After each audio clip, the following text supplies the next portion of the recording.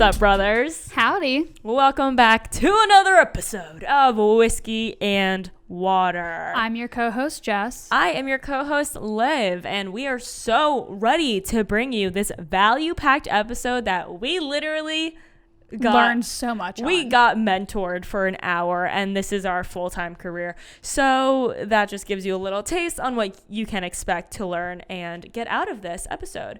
But before we get into it, we are going to hop into our show sponsors for today. Of course, Celsius being number one in our hearts, number one in our bodies. Energy. You guys already know the deal. It is healthy energy, accelerates metabolism, and burns body fat. It is a clinically proven dietary supplement that has 7 essential vitamins proven in 6 published university studies. In 2005, vitamin industry entrepreneurs created Celsius. How does it work, you might ask? Celsius proprietary MetaPlus formula, including green tea with EGCG, ginger, and guarana seed, turns on thermogenesis, a process that boosts your body's metabolic rate. That was a mouthful, guys. That was hard. That was hard. You're brave. You're brave for just going right into that. Wow. Look at me. A hero. Who were we talking to Celsius about the other day?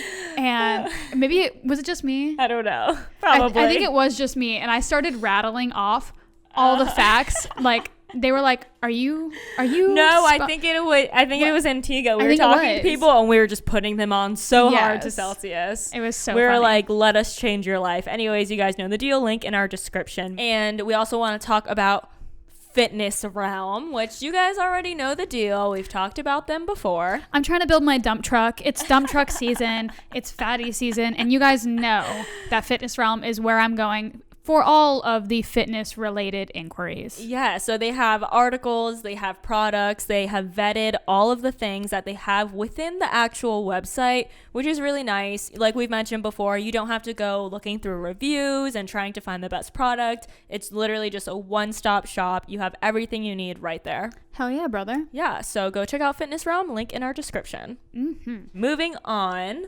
to another very exciting sponsor. This episode is sponsored by Smile Brilliant. Did you guys know that 40 million Americans grind their teeth in their sleep? And I know Jess struggles with this because she told me about it.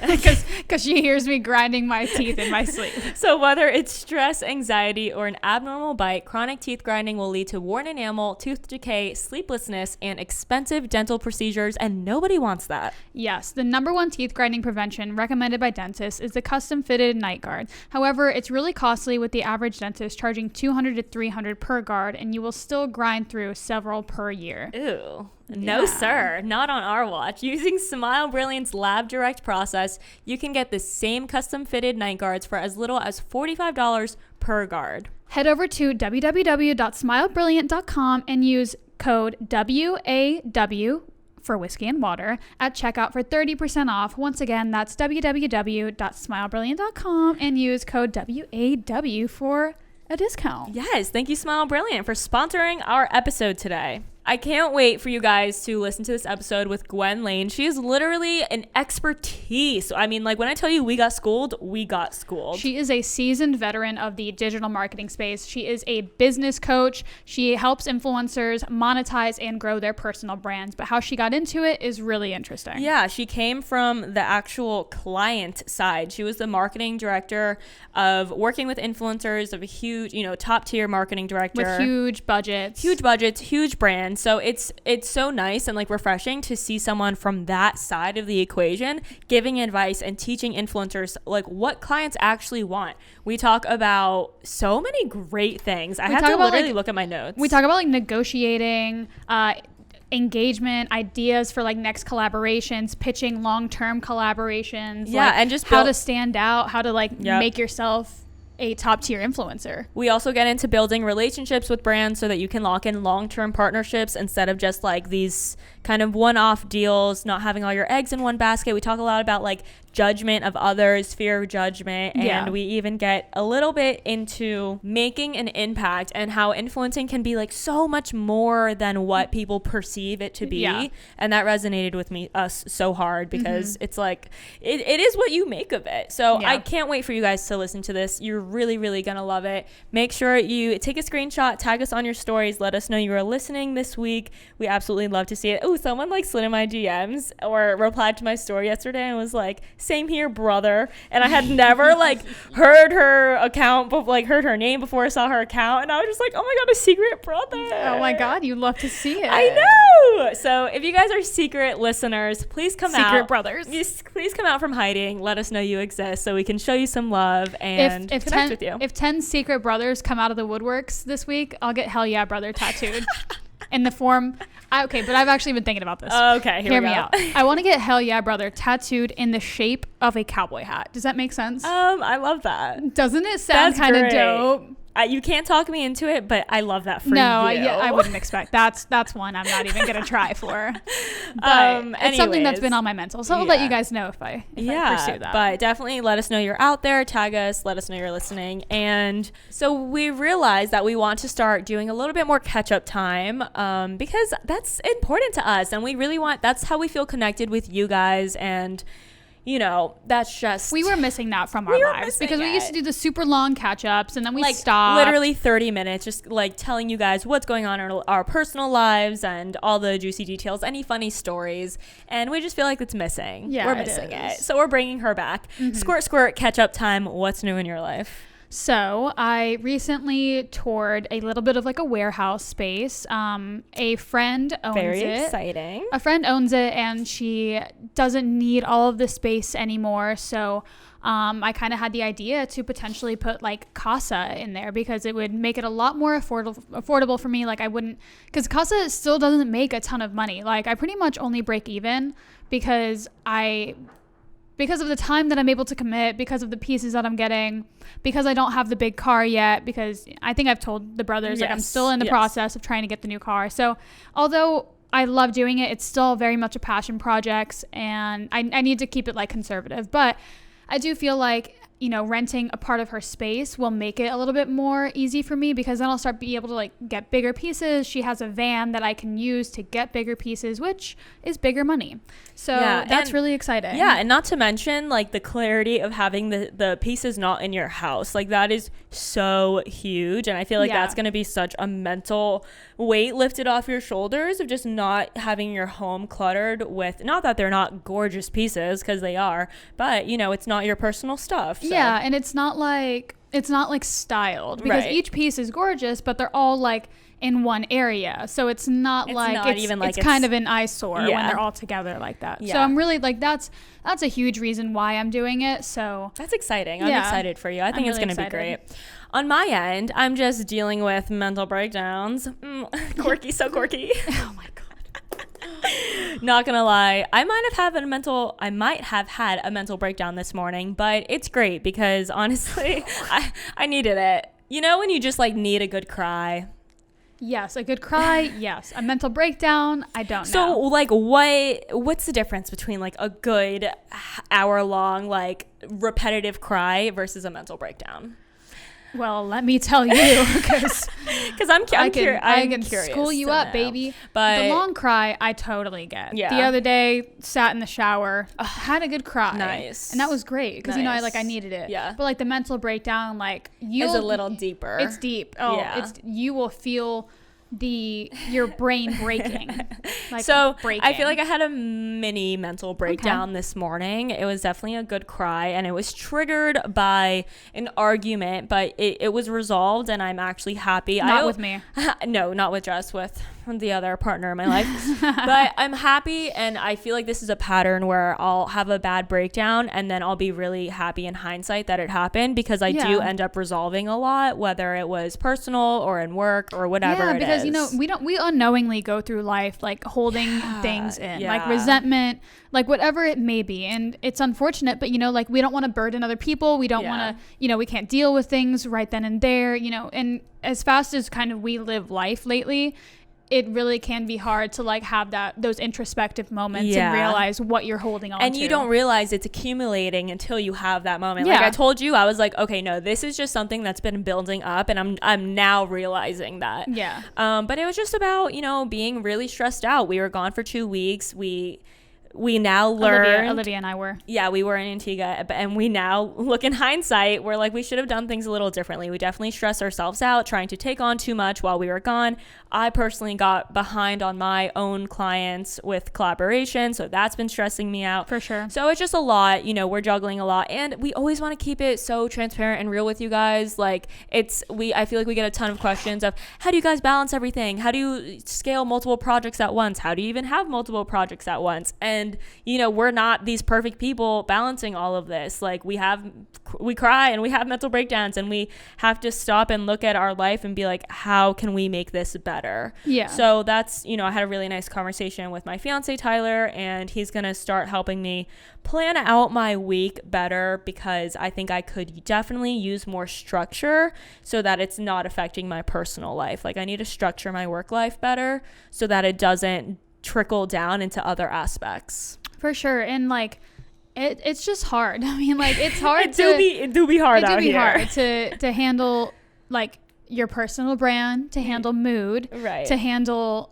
I mean, doing even little things like keeping your space clean, which I know that we talk about all the time is extremely important. However, we both struggle with it ends up being that one thing that we neglect because we put everything else as priority. Yeah. I mean, how are we not going to put our clients' deadlines priority over our dishes? So, something has to give, and what ends up giving is our space. It's our space in our personal life. And I have to respect Tyler and our relationship and the boundaries that he's setting, so it's good though. It has to happen because it's one of those things that I've kind of have felt whispers of, and like today it was an accumulation of those things. And I'm like, all right, something has to change. Yeah. So it just got to that point where it hits the threshold where you're like, oh, okay, we need to make a system here or just make it more sustainable. Yeah. And we've talked about like whispers in the past, and what she means by whispers is that like you're going to hear it's like an intuition. It's an intuition about like, oh shit, like maybe something's off, not like working. Maybe my space is getting a little too fucking messy, or whatever it may be. And it's like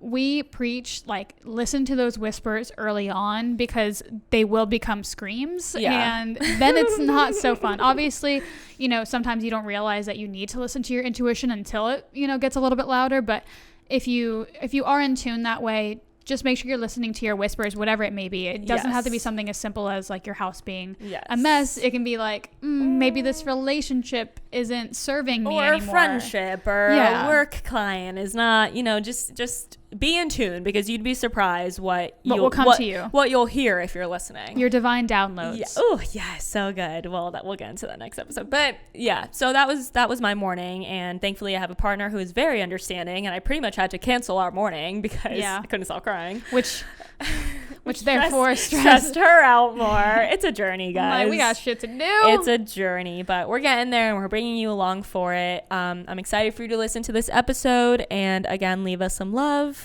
We love connecting. And if you guys haven't already followed our creative agency, Mood, please give it a follow. It's at Mood the Agency on Instagram. We're putting out a lot of really amazing work, so make sure you guys tune into that as well. Yes. All right, let's get into it with Gwen, and we will see you on the other side. All right, guys, we have Gwen on today. Thank you so much for joining us. We are really, really excited to have this conversation with you. And let's just hop right into it. For those in our audience who don't know who you are, please give them a brief introduction into you and what you do, and a little bit maybe about how you got there, but we'll dive into it all. Amazing. Well, thank you so much, Jessica and Olivia, for having me on today. My name is Gwen Lane. I'm an entrepreneur, digital marketing expert, content creator, and the founder of the Spark School. And I help content creators like you guys work with brands, and I help them also create sustainable monetization strategies, because we all know sometimes it's hard to churn out content all the time and being creative all the time. So I try to help them strategize and think about it in more of a business perspective rather than a content creator perspective. I love that. And I feel like this is going to be really well supplemented to an episode we did a couple weeks ago, which is how to become an influencer, which we don't really talk about a ton, but it was one of our most listened to episodes ever. So it's going to be great to be able to send them this as part 2 to that. And I think that what you do is so incredible. And I think that you really saw a gap in the market, and monetize that. So we love an entrepreneur here, especially a woman entrepreneur. So I want to talk a little bit about like your start. So what was like your first introduction to like the social media realm? So my background is in digital marketing. So I worked in LA's entertainment industry and the advertising world. That was kind of when I first got started with it. And with advertising, I was working with Sony Pictures theatrical films. And so we would try to figure out where to spend their money. And so a lot of it was billboards, print, radio at the time, and then digital was getting bigger and bigger. And within digital marketing, there's display ads and like Google ads and Facebook ads. But then that was when influencer marketing started kind of booming about, 7-8 years ago, before all of this TikTok influencer stuff started happening. Right. Clubhouse influencers now, right? Seriously. Yeah. So that was kind of when I started realizing, oh, these people are, creating personal brands. So kind of like micro celebrities where they have a following. They're not really on TV or movies, but they either have a YouTube channel or they have a blog, and they have a following, and brands want to get in front of them. And a lot of brands, instead of spending, $1 million for a 30-second Super Bowl ad, they can work with these targeted audiences through these influencers. And as I worked with more and more brands, I worked for Awesomeness TV, which is a Gen Z production company working with a lot of Gen Z influencers. I started seeing, wait a minute, like this is a thing that I could do on my own. And that's when I started the LA Girl. And that was my first influencer brand. I talked about travel and lifestyle in LA. And it was being more from a strategic background of trying to figure out what was authentic content. And I've already had worked with brands on the client side. And so it was like bringing that down to the level of a personal brand.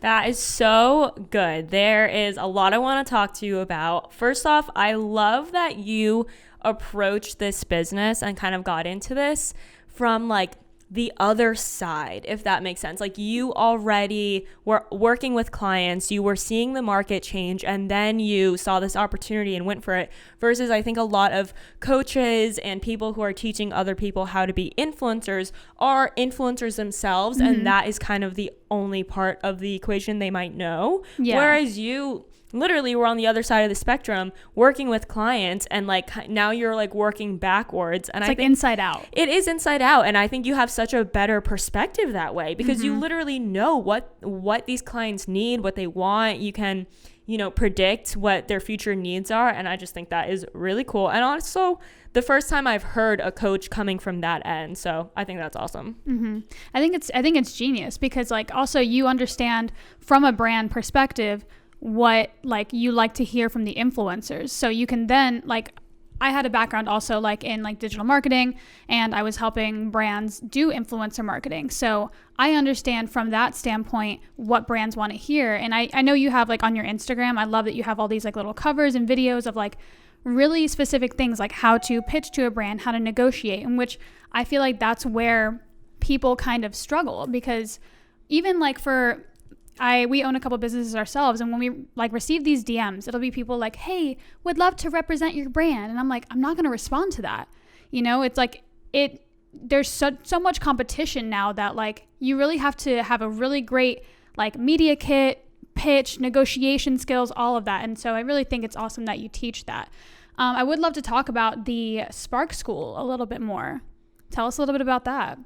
Yeah. And so when I was at my job and doing my blog as my side hustle, through my last corporate job, I actually got connected to YouTube, and they had some educational partners that they wanted to bring into YouTube as part of their partner program to help creators figure out ways to monetize on top of the AdSense revenue, because we all know that that's really not enough unless you have millions of views to live on a salary of a YouTube creator. Yes.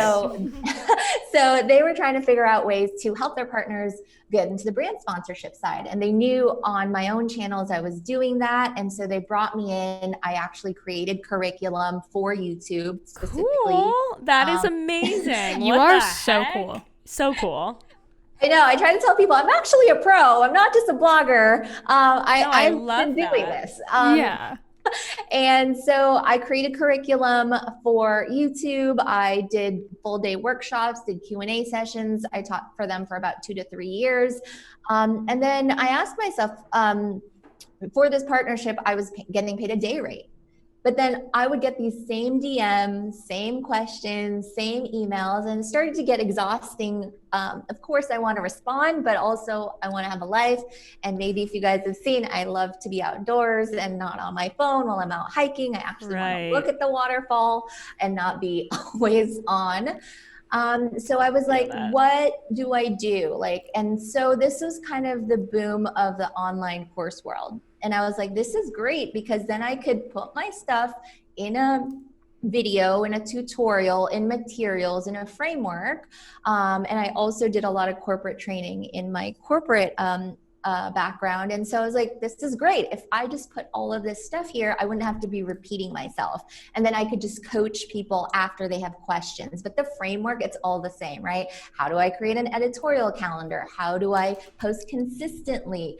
How do I develop my own brand message? These are things that is actually best, I feel like, done on your own time, because it needs time to develop. If I have an hour session with you, you're probably not going to create your brand manifesto right there. And so I created a DIY course, and then I launched it as a membership, because I wanted them to have a community within each other. Because a lot of influencers, their struggle is they don't find other influencers that are willing to collaborate, because everyone's competing with each other for followers or brand sponsors. And then the coaching element is they're able to ask me questions live. Oh, that's awesome. And I think that that's and you were probably kind of early to like the e-course, the whole thing, because now I feel like the e-course area is a little bit more saturated, but I do feel like, as an OG, you were able to like establish yourself and, create that community. But I am really interested, like when you were creating this ebook, did you I'm curious how you went about it. Like, obviously you were receiving a lot of interest from like DMs and stuff, which kind of a lot you saw the gap there and you were like, okay, let me monetize this. How did you market the ebook? How did you find these influencers? What was your plan there? Right. And so when I was teaching for YouTube, I did the curriculum development for them. So that really helped me. And I had worked with some education companies before. And so it really is sort of like, outlining a book, right? If you were to write a book from A to Z, what are the steps? And because I was already getting an inbound of the questions, really that's what helped me build it, right? All the questions that they asked, a lot of them are pretty much of the same thing. And so I created a 5-step process. The first 3 are what I call the ABCs of influence. I like to framework ties it, because that's how our brains work, is when we get steps of 3 to 5, it's easier for our brains to develop. And when we think of things like ABC, everyone knows what ABCs mean, right? And so ABCs to me are audience, brand, and content. And so those are like the first 3 pillars. And then the next 2 is your portfolio, which is what I teach, the media kit, rate card, and case studies deck that you have for brands to pitch. And the last part is the pitching. And of course, everyone wants to get to the pitching and the monetization side first, but I always tell them, build the foundation of the ABCs first before you even go to monetization. So good. And I love that this approach is really looking at the world of influencing, because it, for a long time, it kind of did feel like the Wild West. I mean, it's still, in the grand scheme of things, a very new type of career.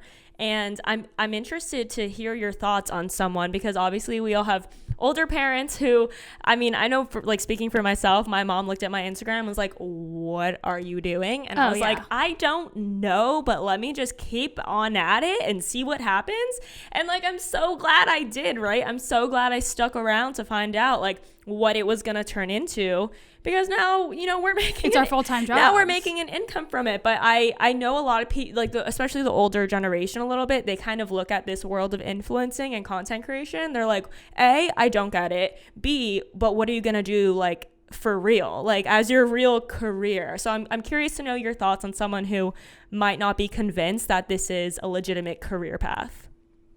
I love that question because so many of my students come to me and tell me they don't tell their parents and their husband doesn't get it. And their friends are like, what are you doing? You're trying to be like, you know, a TikToker, Instagrammer. And so I actually look at my roots in the entertainment industry to explain how this is. And I also tell my students, tell them to go to my podcast and I'll explain it to them. Yeah, and have your mom listen to episode of like, why brands pay influencers. I can give you the episodes for the show notes. Yes, but, absolutely. I explain it. And so what I explain is that think of it like a TV show. For example, Grey's Anatomy or Scandal, right? They have a show that everyone loves, and in between there's commercials. And the commercials are geared toward who's watching, for example, Scandal. So Olivia Pope loves to drink red wine. And so a red wine company would be the best ad to put in between the episode. And so I always say Instagram is your show, and the brand sponsorships are your ads and your commercials. And so whatever you're posting about, the natural fit is to have a sponsored ad or content with a brand that aligns perfectly with your show and your life and whatever it is you already talk about. And I say, so good. Yeah. And I say, and brands can pay thousands of dollars for these. And then their ears perk up and they're like, oh, so this is a real thing. Yes, it's real. And, you know, I think it's like, I know how legit it is because we are in the world, but I feel like I'm constantly like explaining to people there is real money to be made here, people. Like, people are always like, how much do you really make from like, it? influencers are buying houses, are paying off their parents' mortgage, are buying cars. Like, it's a $1 billion industry that companies, like, if they're not working with influencers or working on social media ads, they are way behind. It's a complete necessity for any company to have that as a part of their marketing plan right now. Mm-hmm. I also love what you said about this being like a TV show. A TV show. I think that is an incredible analogy. Awesome. Definitely adding that to our toolbox of like responses. But I also love it because it's also a testament to the frequency of ads. Because a normal TV show is, you know, you'll get like 30 minutes of straight TV and then you'll get like a 5-minute ad, which I feel like is a really kind of good balance for influencers who are kind of, you know, trying to find the balance of like, you know, real content and then sponsored content, because, you know, sometimes, you know, it can feel a little bit oversaturated with ads and you don't want people to think that everything that you're posting is an ad or it's sponsored. Although, I mean, no matter what we post, we're kind of always tagging people because, you know, people are going to ask anyways. But I do feel like, you know, for our influencers out there that are listening, definitely make it a point to not have every post be a sponsored post. Like, make sure that you're adding organic content because people are following you because they love your TV show. They want to get like the real you. And then, you know, once you have them, you know, that invested and you have that trust with them, then you can start, you know, putting in the ads and, you know, they'll truly start buying the products because they have that trust in you as well. Yeah. Well, I would curious to know your advice that you might give people on the, you know, organic or creative content versus the paid ad content on someone's page. Yeah, I like to give the guideline of 80-20. So 80% organic, 20%. A good way to think about it is we need to fix that. In your grid of 9, I would do 1 or 2 max are ads.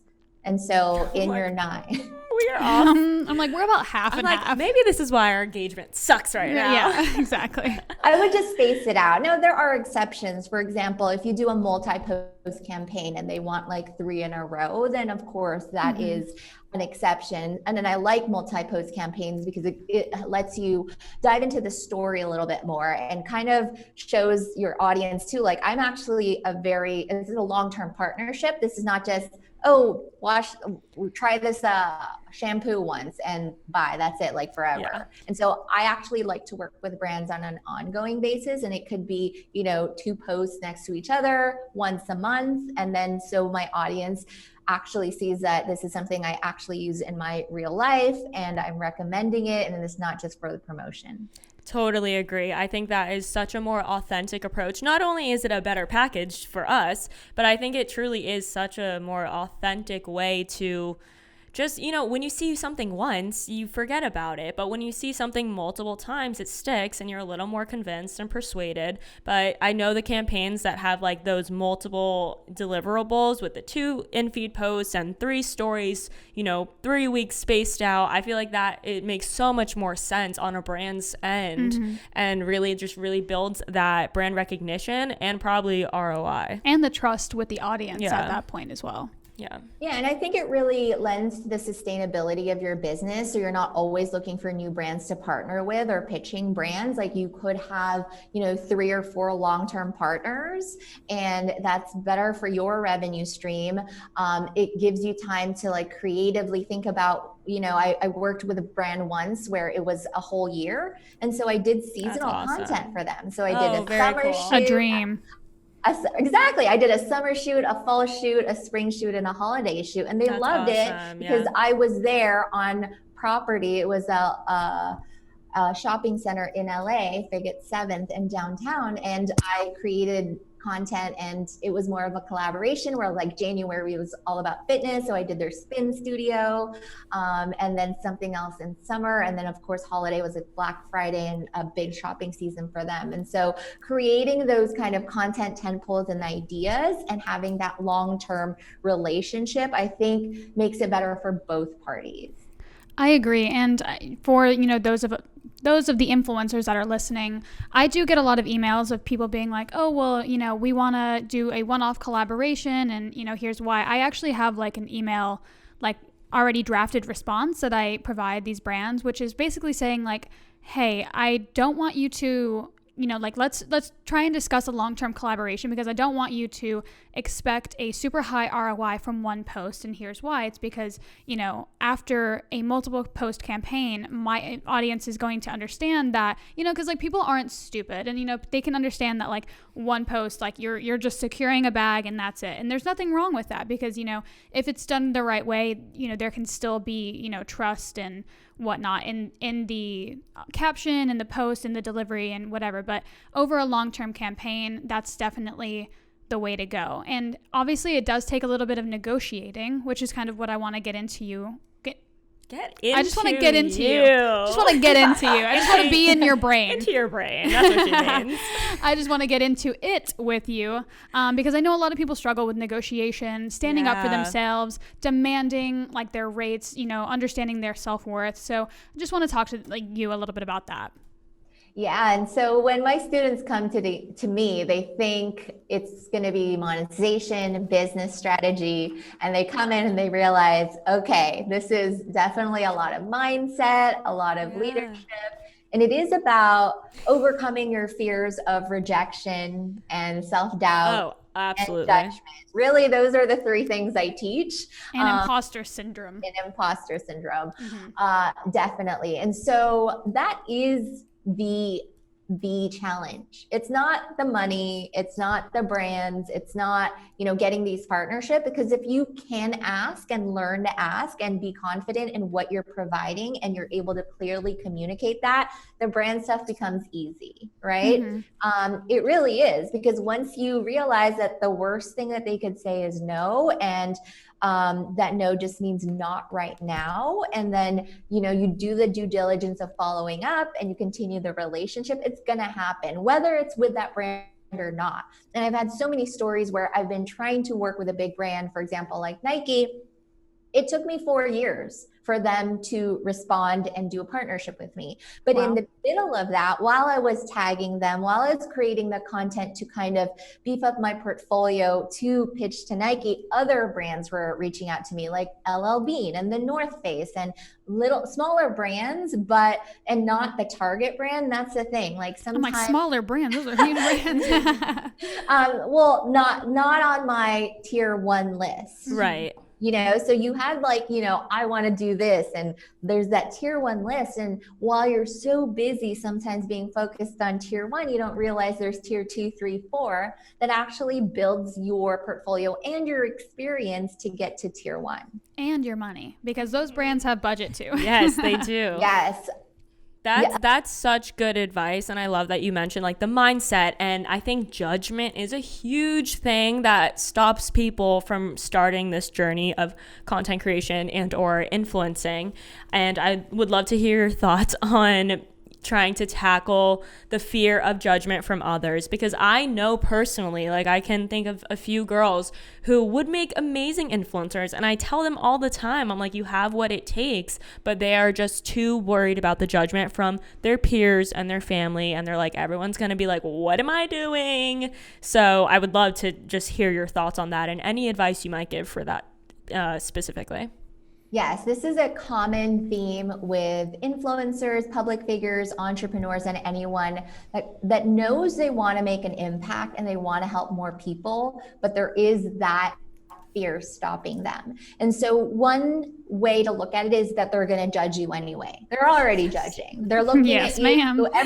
Everybody's judging. And so it's like your choice to either be judged the way you are now or be judged for the impact that you know you want to make in the world. And so to me, it is a choice in every moment of, okay, am I going to choose to make that impact, or am I going to choose to be scared about the judgment of other people? And it's not easy, and it takes practice.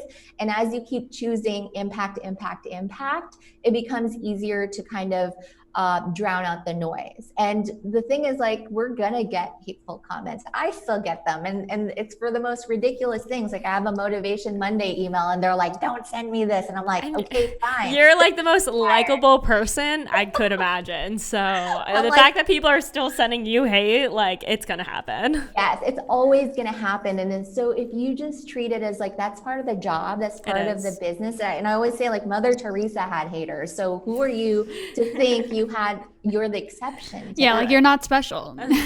You're special, but in all the right ways. Yeah. Exactly. So looking at it in that way is like, you have a choice every day. And sometimes, like, you can't do it that day because you don't feel well, or emotionally or mentally you're not there. And that's when I tell them to have a daily practice that puts them in this space to have what I call the bubble of positivity that no one can penetrate. And for me, that is a daily workout routine. When when you're working out, I'm like on my Peloton and I feel like indestructible, like that builds up my bubble. I do affirmations, I do journaling, I do meditation, anything that works for you. For some people, it's different things, but build that bubble. So when you're ready to go out into the world and, spread your message and help more people, when that choice comes of, oh my God, I saw a comment, do I keep going or not? Then you'll make a more stronger choice, and from a place of strength instead of a place of being judged. So good. I want to ask about, you use this word impact, and I'm curious to know more about what that means to you. Yeah. So for me, when I was trying to decide if I was going to do this business or not, I was sitting in my cubicle working in marketing. I was a marketing director. I was making great money, but I felt like sitting there, I was not making an impact. I was not directly helping people. I felt better about writing a blog that a few people read, and I would say something inspirational or talk about a hike that I did that weekend, and people are like, you inspired me to go to Griffith Park and go up to the Mount Wilson or things like that. And so I encouraged them to get outside, to explore their city, and do more things that, made them happy and feel joy. And so when I was sitting at my marketing director job, not that it was a bad job, but I just felt like I wasn't making the impact I wanted to make in the world. And so I knew that I had to make a choice in that day of like, do I stay here safe, great salary, benefits, my boss is great, lets me go on like unlimited PTO, like pretty sweet gig. They catered lunch too every day. Wow. It's the lunch for me. Sign me up. So it was really hard to leave, because when you are in your comfort zone, sometimes and the money's keeping you there. I can buy things, not worry about it. Bills are all paid for. It's great. But then there was this other part of me that I knew I was worth more than what I was getting paid. And I knew that I wouldn't be able to do the things that I wanted to do because I'd have to clear them with my boss and he'd have to clear it with his boss. And I wanted that creative freedom. And as a traveler and an outdoor adventurer, I would be looking on Instagram at those mountain photos and be like, I want to go here. And so I made it a point to tell myself, okay, I'm going to get to this goal. Once I get to this goal, I'm out. And to me, it was scary and it was hard. And it was like the worst part of it was a really hard transition point because like my body would feel it. Like it was a physical manifestation. Physical anxiety, of fear, right? Or like anxiety. But then when I went in to tell my boss, who was also already a follower of mine, he was like, is it time? And I was like, yes, it's time. And he was so proud of me. And one of my mentors in the company as well was like, if you could do this on your own, you do it. And if you have a chance, you do it. And so I was very thankful to have mentors, even in the corporate world, who were cheering on. And they're all still connected to me on LinkedIn and still cheering me on 5 years later. And so you have to think about like, what is the impact? And I've read a lot of books where it's a little bit morbid, but it's kind of, if you're no longer here, what would you want people to say about you and the effect that you had on them?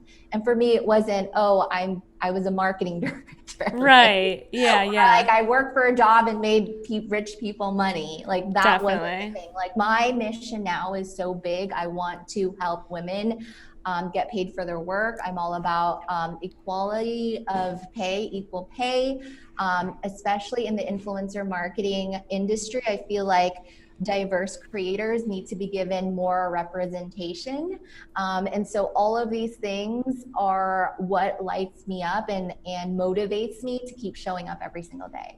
That's amazing. And what I got from that is basically like influencing is truly what you make it. Because I feel like it can also get such a shallow, stigma around it, that it's just about beauty products and fashion and all about, looking good in photos. But connecting with an audience and creating a real influence, you can influence people to do who knows what. You can change the course of their life. And that's why we feel like with this podcast, even, it's given us that opportunity to connect with our audience on that deeper level and make an impact versus just being like, hey, buy this cleanser. Hey, that could improve their skin. But I love that that is a value that drives you in your business, because I think that's really important to teach this new wave of influencers, like, that there's more. It's more than just looking pretty and making pretty content and selling makeup. You can change people's lives, and there's so much power in that. Mm-hmm. Right. I love that perspective. There is that surface level, like superficial side of it. Totally. But you get to decide. And when people say, oh, people might think that, I'm like, but is that you? Is that your intention? And is that the kind of influencer you want to be? Because you get to decide that. Right.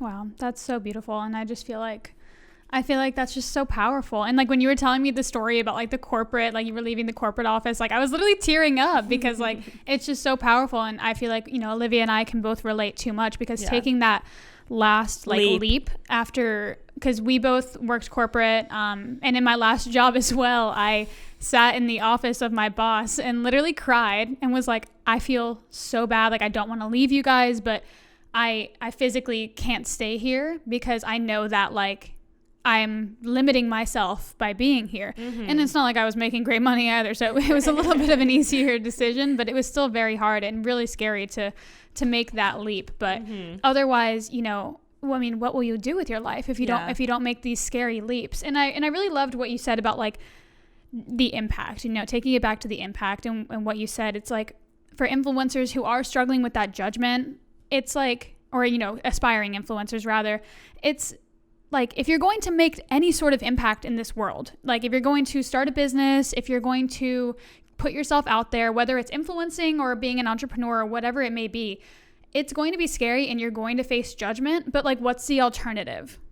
Like, I think the alternative is much scarier than the judgment of others, like, because otherwise you are boxing yourself in and you are going to hate yourself for the rest of your life because you're going to be like, wow, imagine yourself on your fucking deathbed and being like, oh, well, You know, was scared of Sally Mae judging me because I wanted to become an influencer, you know? So if you want to do anything impactful in this world, you've got to put the fear aside and just make the leap. Yeah, I actually have an episode that I recommend to my students all the time. It's called Playing Small is Selfish. And when you keep your gift and your message in and you're not sharing it with someone who needs to hear it today, that's actually selfish on your part. Yeah. And I always shine the light on them. It's like, are you going to do that, or are you going to, deliver that message? Like those messages that we have innately in us, that needs to get out, and if you don't, like, it becomes a bottleneck and people feel anxious. And that's kind of when people start feeling like they're not being true to themselves. They're not being authentic because they're not sharing their gifts. And when they do, like, great things happen, but you do have to decide, are you going to jump the wall of that fear? Right. And also, I just want to remind our audience that this is something that takes practice. Like, we still have been doing this for years, and still even yesterday, after I posted a set of stories of me talking, had major doubts, and I wanted to get on and be like, sorry if I sounded conceited or blah, blah, blah. And I was literally about to post something apologizing for what I thought people could have judged me for. And then I was like, this is silly. Who cares? Literally, who cares? I know I'm not pretentious, and that's all that matters. And if people know me and my character, they know I'm not pretentious too. So just, this. And I watched those stories and I did not think anything of them. So it just goes to show that, this is like a lifelong practice of just trying to not care about judgment from others, because it's so innate in us to worry about that and want to be accepted. And, definitely in the influencer world, you got to read the room. There's a part of that is very important. You want to be likable. You want to be approachable, but you can't care at the expense of not putting yourself out there to make an impact.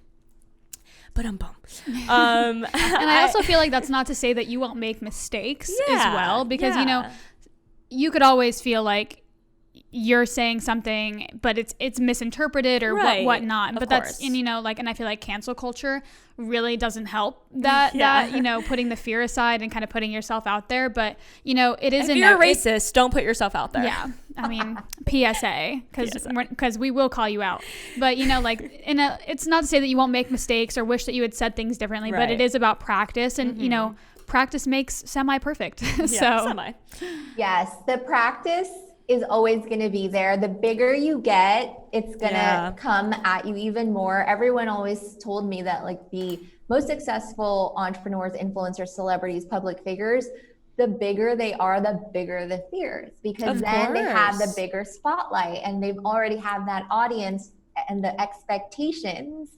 And so it actually gets bigger. And so start today, start practicing today. And to your point of making mistakes, it's going to happen. And so you trying to be perfect is a waste of time and energy, because it's never going to happen.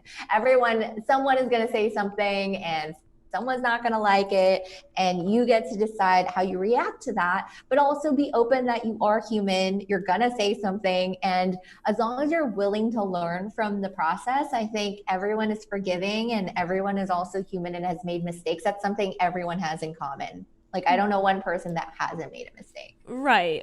And, we, at the end of the day, we are all human. And I feel like sometimes it can seem like we're not, because on Instagram, it looks like we live perfect lives, but we are all dealing with the same basic, human issues at the end of the day.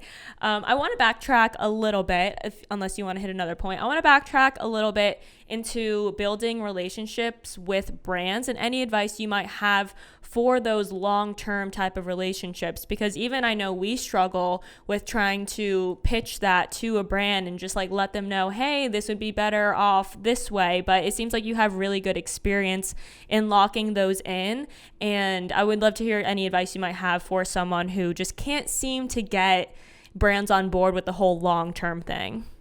Got it. Yeah. And so I think it's more of communicating with them the benefits. You have to remind yourself that they're a business and they're looking for the return on investment, the ROI, right? And so what is the ROI?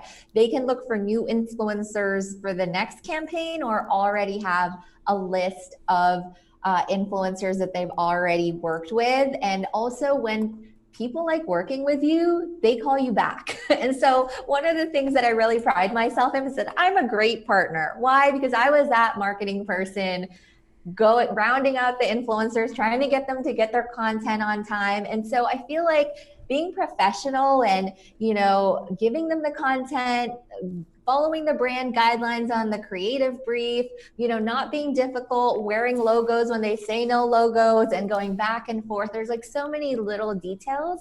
And I think this is where I have that creative edge of coming from the brand side is I give the brands I work with a great customer experience. I don't look at it as like they're just a sponsor paying me. It's like I have a client experience with these brands and, I give them I do my end of the bargain and I go above and beyond. And going above and beyond could mean giving them a little, like an extra story. That doesn't really cost you anything, but that's something. Or keeping the link on bio, or giving a story highlight, or going live. And so additional value and assets always goes a long way. And something that I teach my students, the marketer in me likes to give a follow-up report. And so I know that these marketers are going to create a follow-up report for this campaign. So I make it easy by creating a follow-up report with the stats, with engagement, with any highlighted feedback and comments. I see the ladies writing notes right now.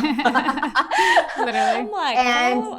That's awesome. That's great advice. So it's basically a follow-up deck of the work we did together. And that actually right after, so it's fresh in their mind. They love everything that I've created. They know I did everything on time.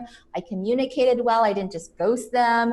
And then with that comes the invoice, because you want to get paid on time. And attached is my invoice. Yeah. And then 2, ideas for the next thing. This is a great partnership. My audience really resonated well. Here are a few ideas for next quarter. I know you're starting to plan out your summer campaign. I have some few travel trips that are coming up that I can feel would really be really good integrations for the brand. I'll bring the stuff on with me on the trip and have like a whole new shoot scenario there. So I think if you do the work and actually make it easy for the brand, I think it's an automatic yes. Yeah, that's genius. That's so good. And I'm happy to get more into this relationship between influencers / content creators and our sponsors / clients, and what that relationship really looks like, and how you do have to pick up on the nuances. And there's so many little details that truly make a difference to someone wanting to work with you again or not. And, that includes hitting the deadlines or being early, making sure all the details, all the hashtags are in there. If they have to come back with edits about something as simple as a hashtag when it was already in their brief that should have been included and you should technically know better. It's those little things which come with practice, but the whole timeline of the collaboration, you are pitching. I feel like every email back and forth is low key a pitch. Yeah, you're pitching yourself. So yeah, yourself, your work ethic, your professionalism. So I love that you mentioned that. Yeah, and just treating it as if you want to have them rebook, because a lot of us can kind of be like, oh, well, it's a one-off. It's a one-off. We're going to send this. But I love what you even said about ideas for the next collaboration. Yeah, just throw that right in there. Yeah, be like, oh, these are my next ideas. And listen, it's like you're selling yourself, You are. I love it. And it's you're not waiting for them to give you an opportunity. You're making an opportunity. You're opening your own door. Period. Exactly. And add a payment link for the next 3 months. Yes. Oh, or even offering a discount for for longevity, because I know that we specifically maybe we charge X for a one post, but if you are looking to do something long term, we will definitely lower our rates or add additional deliverables, like you mentioned, something that entices them, a story highlight or the link in bio or a live, because like we said, you are pitching yourself and you want to make this, you want to make this a sales pitch, you want to lock them in. Yeah. And to them, it's so easy because if they already like working with you and you have your content down and everything is pre-approved, that's so much easier than starting with a new person. And something that I always mention to my students is what you don't know, maybe going on behind the scenes, is that if this is an agency, they're sitting next to people or coworkers who are working with other clients. And if they have something, that person will recommend you because they loved working with you. And that's how I've gotten so many deals, is because the Ben and Jerry's lady is sitting next to the Activia lady, who's sitting next to, the account managers for these influencer marketing campaigns. And so once you have established that connection with one person at the agency, it will be like, oh my gosh, like Gwen has this whole deck and presentation. And then who do you think they talk to at lunch? Yeah, that's such a great point, because I also can just think of a bunch of collaborations that I got because of other ones. So I love that. So good. Yeah, and if you have like, an email deck for like, let's say you have one contact at the company, because, as influencers, we do a lot of cold emails, that's how we get a lot of brands. Email not just one person in the company. If you can find anyone in the company, just CC them or BCC them all. Throw the janitor in there, the accountant. You want everyone to be aware of you and who you are. Yeah, I love that suggestion. And I feel like it's actually so easy now with a digital footprint. You know who works at the company. You can check on LinkedIn through the company and the employees that all list them as an employer. And again, going into, Instagram, there's like so many ways to get lost in the rabbit hole of finding someone. Definitely. We are pros at that. We want to ask you something that has been on our hearts, and a lot of people who are on Instagram and just actively creating content on there, and that is about engagement. Everyone knows it's a struggle. Instagram consistently changes the algorithm. I think they changed it a few weeks ago yet again. And it can be really frustrating for influencers and people creating content, because you feel like you hit a benchmark and you hit a goal, and then they'll switch something up and you're right back down to where you started. So for selfish reasons and for our audience, would love to hear your thoughts on just dealing with algorithm changes, boosting engagement, dealing with engagement, hitting that benchmark, then going down. Yeah, all of that stuff.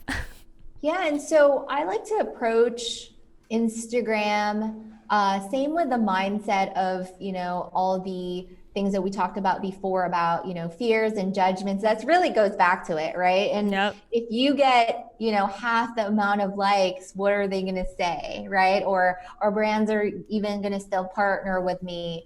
And to me, I like to flip that around. Like, one, not everyone who likes your content is engaging with you, number one, right? There's people who watch and they don't do anything, but they're still watching. And so for me, I act as if, I don't do the fake it till you make it. I'm like, act as if 100,000 people are seeing your stuff. If there's a million people, whether or not, I feel like sometimes we're so caught into the getting validation of engagement, where if they removed all that, would you still create the content?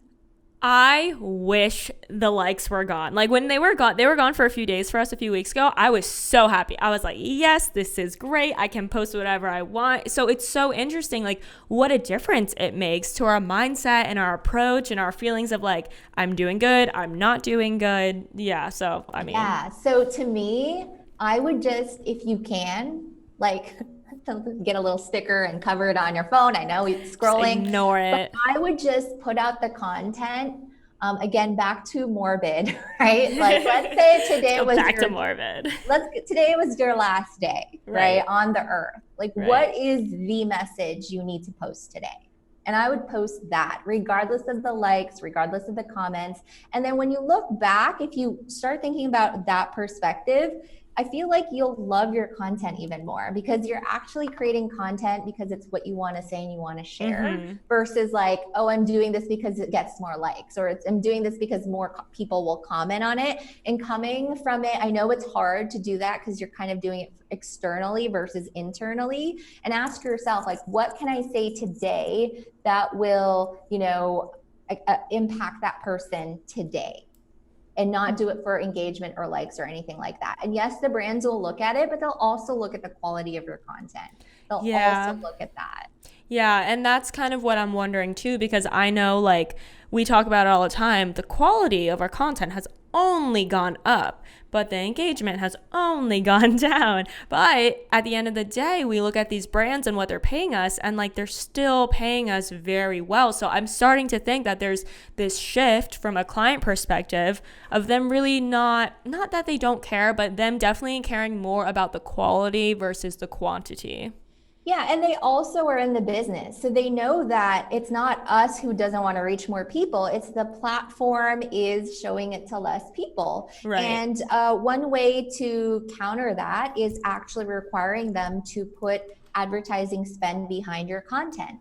And so there we go, the advertising stuff. And so sometimes brands already know, but like they're paying you, for example, let's say they're paying you $1,000 and they want that content to reach half of your followers. They can put money behind your content and promote it so it'll be seen by more people. And so the brand gets to decide, do they want to amplify your content or not? And another thing you could do is you can also amplify your content. So it depends on the relationship with the brand and who's willing to do what. But that is the whole point of Facebook and Instagram. It's an advertising platform. And so if you can pay $100 to get it seen by 50% of your audience, then $100 is worth it compared to the $1,000 that they're paying you to create that content. Right. Such great tip. Love that. And I am interested when you say like promoting it to your audience, because we have promoted posts in the past, but we typically, I think, do it to new audiences, because when you promote to your own audience, like I feel like it's a little weird, but like, do you feel like that's like a normal thing? Like you promote to your own audience? I didn't even know that was an option. Yeah.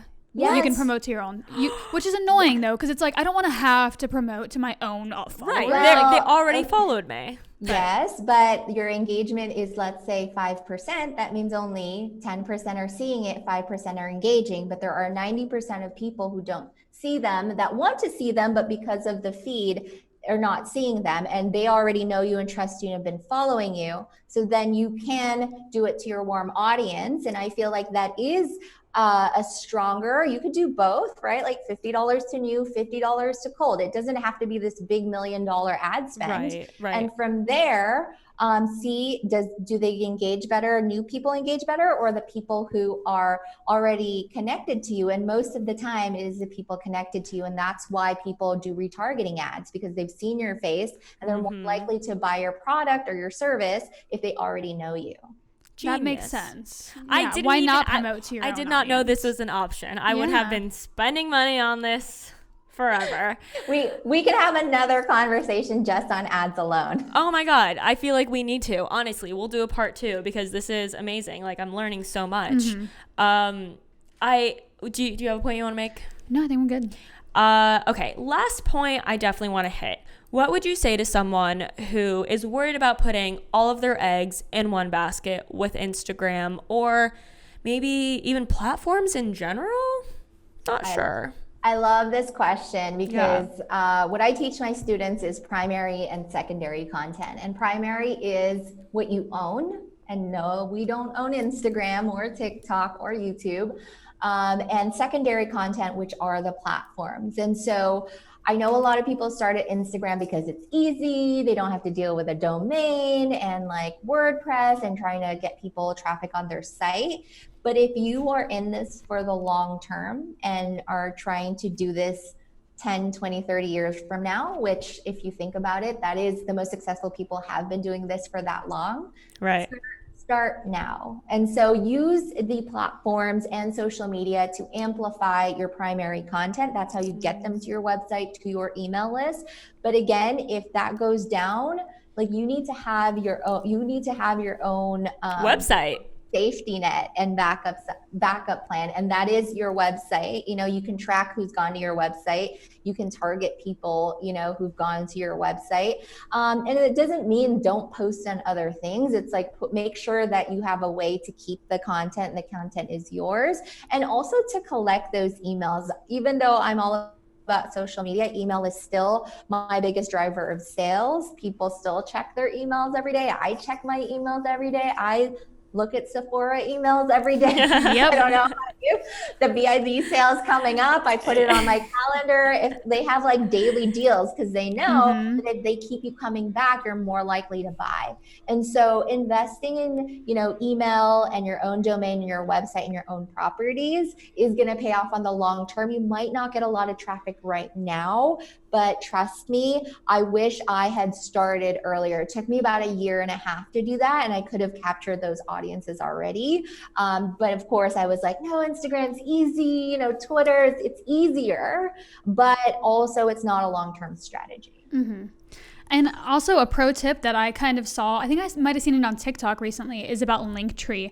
And you know how like everyone has a Linktree, they have all of their, different links to whatever, but people shouldn't be using Linktree. They should be doing it on their own websites, because then you're directing traffic back to your website and then, making your own links. So that's actually something that I have on our assistant's to-do list.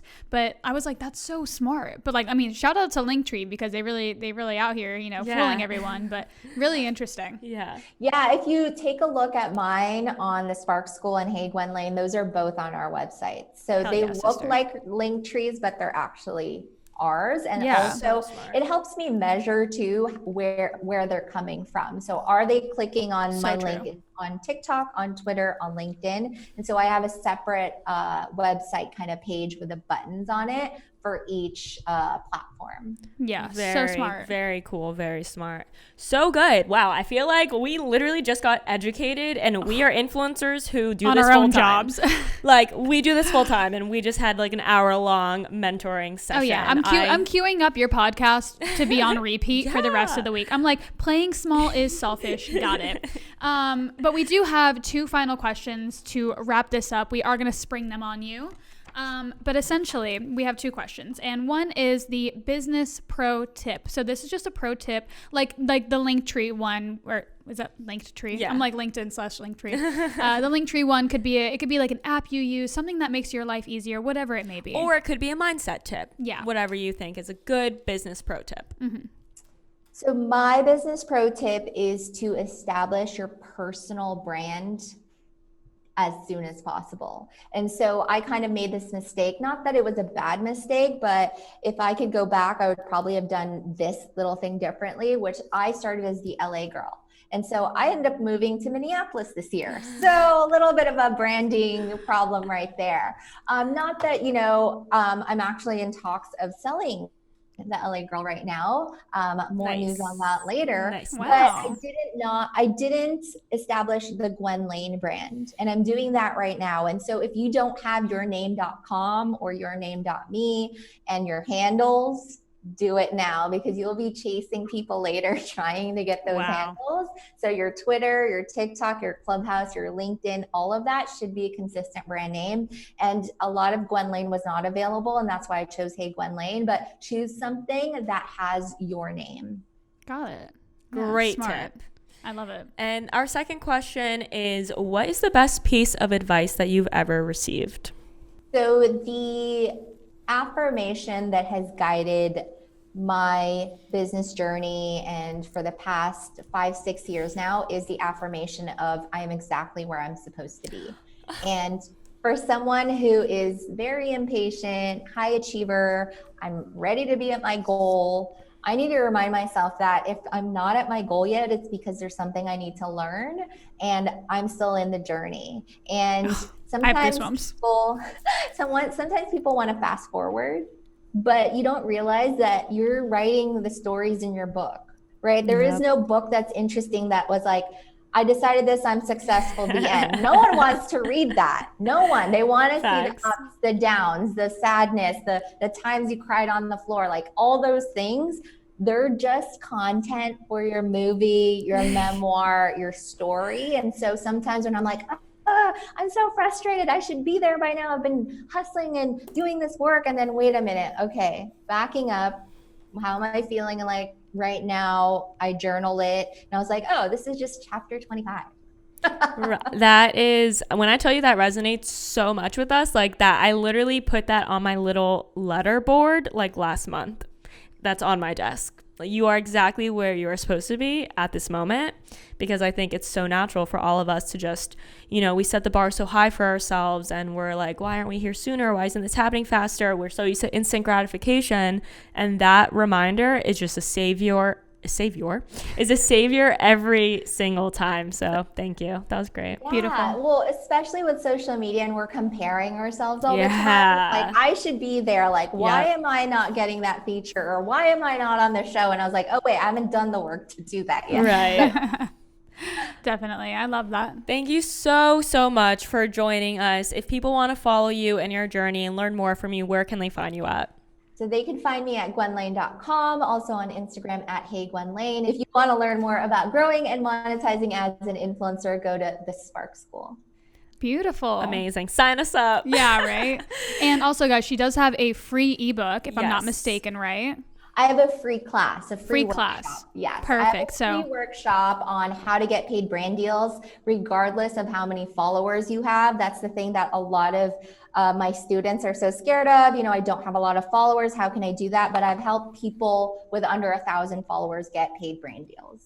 Amazing. Wonderful. You love to see it. Guys, if you've enjoyed this episode, please let us know you're listening. Tag us all on your stories. Leave us a good review, 5 stars on Apple Podcasts. And that's it. We will see you next week for another episode. Bye. Bye.